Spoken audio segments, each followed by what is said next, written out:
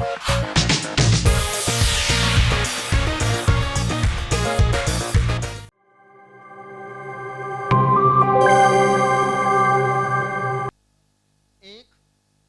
10, 19, 28 और 37।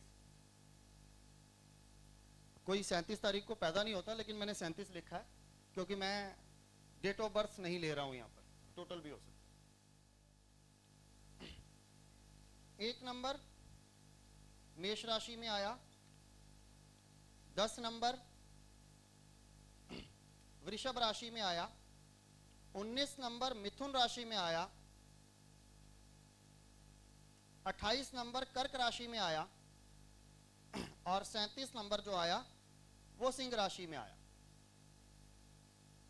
ठीक है, इसको एक जन्म कुंडली के ऊपर लिखकर मैं आपको डिफाइन करता हूं कि इनके इंपैक्ट क्या होते हैं।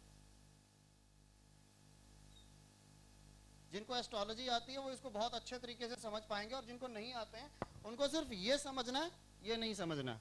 राइट, मैंने काल पुरुष की कुंडली बनाई है यहां पर।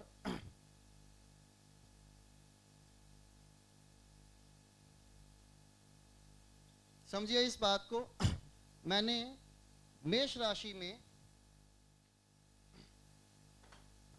सूर्य को बिठा रहा हूं। 1 नंबर में सूर्य को बिठाया, 2 नंबर में सूर्य को बिठाया, 3 में सूर्य को बिठाया, 4 में बिठाया, और ये 5वीं राशि के अंदर भी मैंने सूर्य को बिठा दिया यहां पर। तो इसका सीधा इंपैक्ट क्या है कि जिनका जन्म 1 तारीख को हुआ उनका सूर्य बहुत अच्छा है, उनकी कुंडली में भी आपको सूर्य बहुत अच्छा मिलेगा। जिनका जन्म 1 तारीख को हुआ उनका सूर्य बहुत अच्छा है, और उनकी जन्म कुंडली अगर आप उठा के देखेंगे तो आपको उनकी जन्म कुंडली के अंदर भी सूर्य बहुत अच्छा मिलेगा। First point. सेकंड पॉइंट, जिन लोगों का जन्म 10 तारीख को हुआ है, जिन लोगों का 10 तारीख को हुआ है उनका भी सूर्य आपको कुंडली के अंदर बहुत अच्छा मिलेगा। मैं इसकी कैलकुलेशन बताता हूं कैसे अच्छा मिलेगा। आपको पता है सूर्य कौन से भाव में दिग्बली होता है? कौन से भाव में होता है? 10th हाउस में। चलिए, तो ये जो सूर्य यहां पर है 2 नंबर राशि के अंदर, ये अपनी राशि से 10वें भाव में। देखिए यहां पर ये सिंह राशि इसकी अपनी होती है, 1 2 3 4 5 6 7 8 9 और ये 10। ये खुद की राशि से 10वें भाव में है, यानी कि खुद की राशि से दिग्बल की स्थिति में बैठा हुआ है। तीसरा पॉइंट, 19 नंबर मिथुन राशि का सूर्य होता है। मैं इनको अलग अलग से भी डिफाइन करूंगा। मिथुन राशि से सूर्य 19 नंबर भी अपने आप में एक बड़ा अच्छा नंबर माना जाता है। क्यों? क्योंकि मिथुन राशि का जो सूर्य होता है वो अपनी राशि से, जिनको एस्ट्रोलॉजी आ रही है सिर्फ वो समझ पाएंगे, जिनको नहीं आती वो भी नहीं समझ पाएंगे इसको। वो सिर्फ इतना याद रखिए कि 1 भी अच्छा, 10 भी अच्छा, 19 भी अच्छा। ठीक है, सिंह राशि सूर्य की राशि है और मिथुन राशि सिंह राशि से 11वें स्थान पर आती है,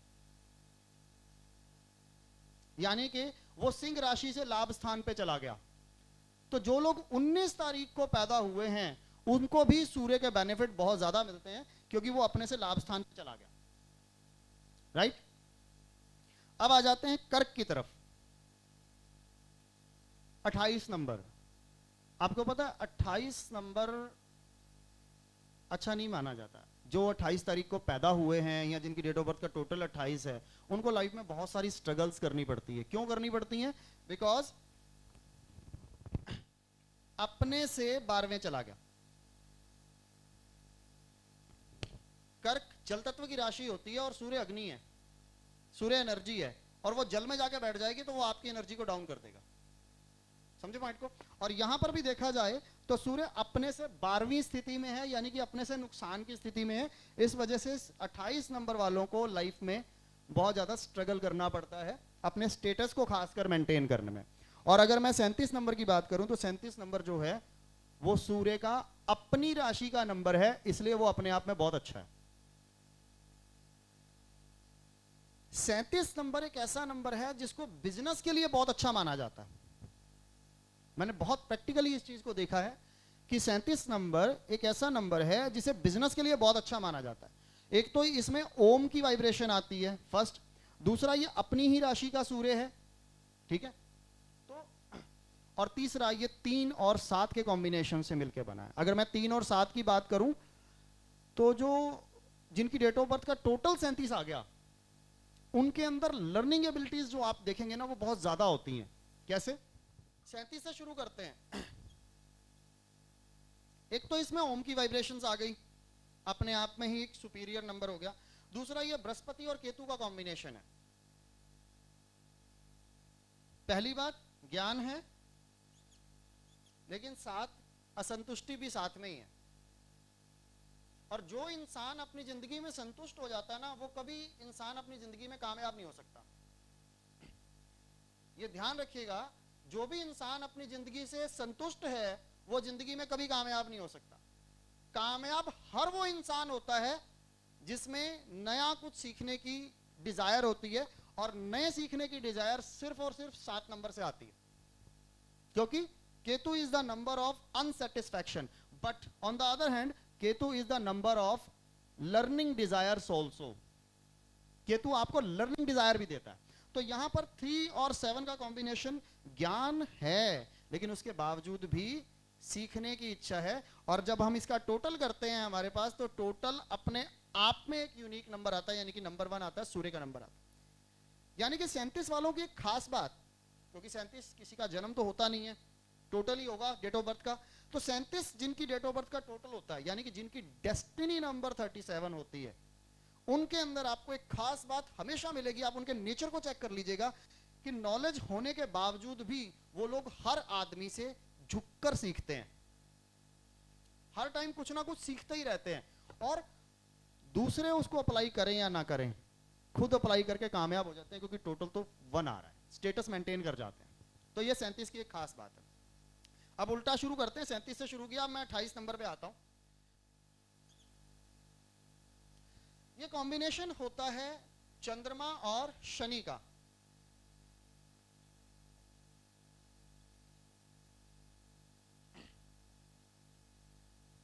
इनकी जिंदगी में सबसे बड़ी प्रॉब्लम क्या है? एस्ट्रोलॉजिकली देखा जाए तो एक विष योग है। विष योग का मतलब क्या हुआ? जुबान पर हमेशा विष रहना। ये सच्चाई है, बहुत प्रैक्टिकल सी बात कर रहा हूं। मैंने बहुत सारे 28 नंबर वाले देखे हैं, आप भी लेकिन ऑन द अदर हैंड मैं इसको लॉजिकल तरीके से समझता हूं। चंद्रमा मन है और शनि अनुशासन है। चंद्रमा मन है और शनि अनुशासन है। और सबसे बड़ा पॉइंट यही आता है कि क्या हमारा मन आज तक अनुशासन में आया? और जिसका आ गया वो भगवान। मैं उनके लिए एक ही वर्ड यूज करता हूं, जिसका मन अनुशासन में आ गया वो भगवान। ये मन एक ऐसा है, आप जितना मर्जी अनुशासन में करने की कोशिश कर लें इसको, एक टेलीफोन कॉल आपको बुरा आ गया, आपका मन वहीं डावाडोल हो जाएगा। ठीक है, तो ये सबसे बड़ी प्रॉब्लम 28 नंबर वालों की जिंदगी में रहती है कि ये कभी भी अपना एक डेकोरम मेंटेन नहीं कर पाते। एक तो ये अपनी राशि से 12वीं राशि में आ गया, दूसरा ये सूर्य जल तत्व में जाके चला गया, और तीसरा इनका मन डावाडोल ही रहता है, इनको डिसीजन लेने में बड़ी दिक्कतें देता है। अब आता हूं मैं 19 नंबर पे। 19 नंबर का जो कॉम्बिनेशन होता है हमारे पास, सूर्य और मंगल का कॉम्बिनेशन होता है।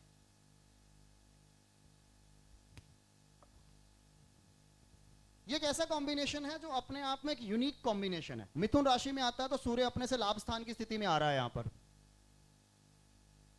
अब अगर आप 19 नंबर के इंसान को समझना चाहते हो, अगर 19 वाले को समझना चाहते हो, आपको करना क्या है? एक तरफ राजा लेना है, दूसरी तरफ सेनापति लेना है। सूर्य राजा है, मंगल सेनापति। मुद्दा यह आता है कि हमारे देश का ही अगर आप संविधान उठा लें तो राजा और सेनापति, यानी कि सेनाध्यक्ष और राष्ट्रपति कब इकट्ठे होते हैं? जब देश में आपातकाल की स्थिति लगती है। अदरवाइज दोनों का प्रोटोकॉल उनको मिलने नहीं देता आपस में। अब आपातकाल की स्थिति किस कंडीशन में लग सकती है? 2 स्थितियों में लग सकती है।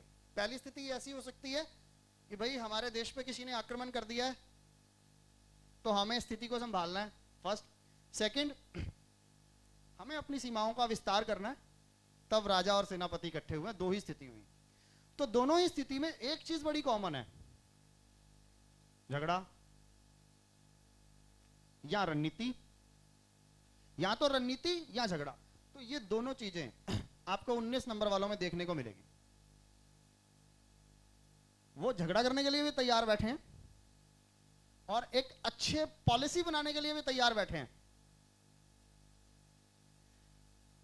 अच्छी पॉलिसी बनाने के लिए भी तैयार बैठे हैं। तो दोनों ही क्वालिटीज इनके अंदर हैं और दोनों ही स्थितियों को संभालने के लिए एक और कॉमन चीज आती है, वो है एनर्जी। आपको किसी से लड़ना है, चाहे अपने रक्षा के लिए चाहे अपने विस्तार के लिए, तो आपको एनर्जेटिक होना पड़ेगा। तो 19 नंबर वाले बहुत एनर्जेटिक होते हैं, एक्स्ट्रा एनर्जेटिक जिसे आप कह सकते हैं। और 19 नंबर वालों में क्या देखने को मिलेगा आपको, अगर आपके देश पर किसी का हमला हुआ है तो आप क्या करेंगे, आत्मरक्षा, अपने देश को बचाने के लिए। यानी कि एक वर्ड मैं यहां पर यूज कर रहा हूं, सेल्फ डिफेंस। और अगर आप दूसरे देश को जीतने के लिए जा रहे हैं तो एक वर्ड यहां पर यूज हो रहा है,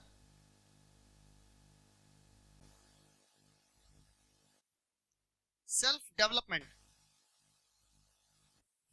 दोनों ही चीजें हैं, ये आपको 19 नंबर वाला में देखने को मिलेगा। इनके ऊपर अगर कोई बात आ जाती है तो अपने आप को प्रोटेक्ट करने में एक्सपर्ट होते हैं और डेवलपमेंट पावर भी इनके अंदर बहुत अच्छी होती है, प्रोग्रेसिव सोच के लोग होते हैं। तो दोनों ही चीजों के लिए यहां पर फिर एक कॉमन चीज आ जाती है और वो है प्लानिंग। ना तो सेल्फ डिफेंस विदाउट प्लानिंग हो सकता है, ना सेल्फ डेवलपमेंट विदाउट प्लानिंग हो सकता है। तो प्लानिंग भी 19 नंबर वालों की आपको बहुत जबरदस्त देखने को मिलती है यहाँ।